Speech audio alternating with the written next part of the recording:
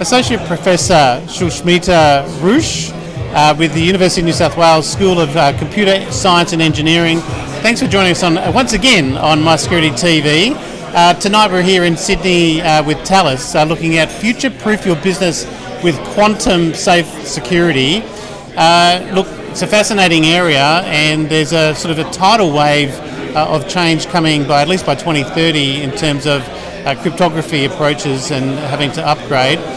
Maybe introduce us to your role with the University of New South Wales, and then where your current observations and research are in terms of cryptography.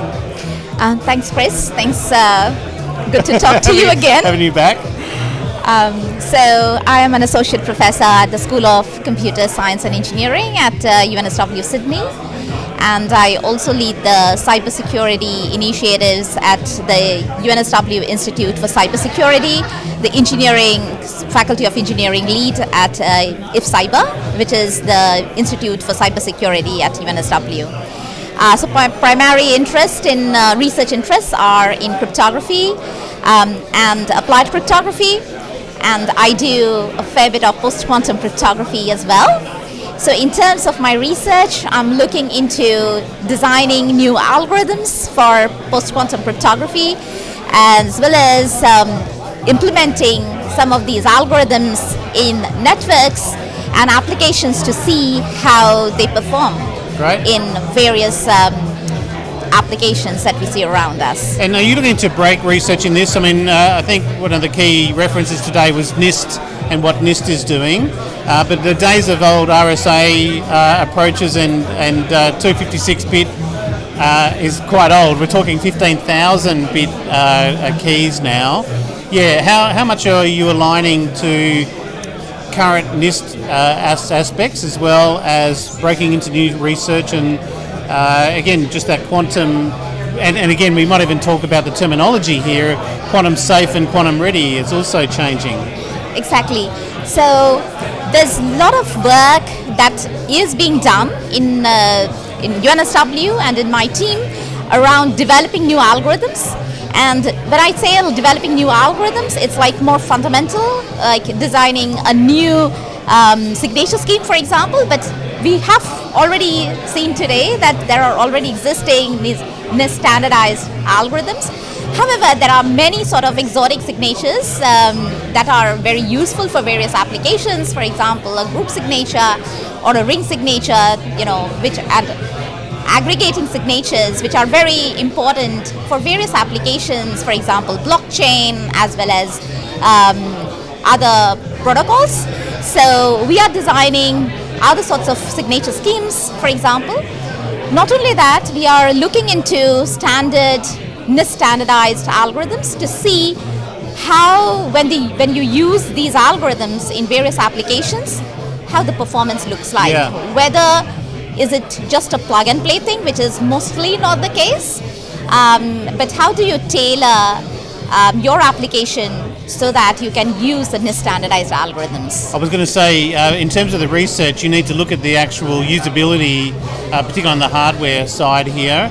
The other sort of threat coming through is the application of AI and high-performance computing rather than just even quantum computing.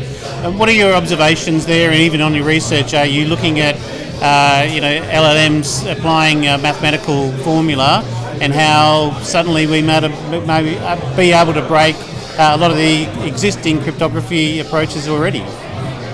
So when it comes to LLM or machine learning techniques, I will not comment because I am not an expert in that area.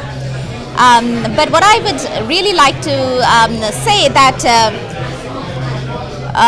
machine learning in general is really going to also see a lot of interesting things, because we want to do machine learning on encrypted data to protect the privacy of the data.